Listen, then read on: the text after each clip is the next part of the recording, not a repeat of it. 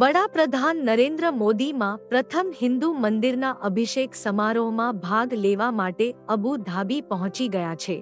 આ દરમિયાન પીએમ મોદીને ગાર્ડ ઓફ ઓનર આપવામાં આવ્યું હતું।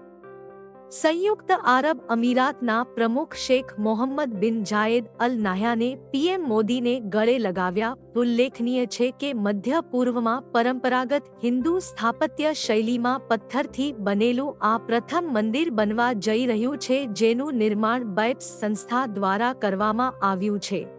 14મી ફેબ્રુઆરીના રોજ પ્રાણ પ્રતિષ્ઠા સમારોહનું આયોજન કરવામાં આવશે। PM Modi Zayed sports city સ્ટેડિયમમાં ભારતીય ડાયસ્પોરાને સંબોધિત કરશે।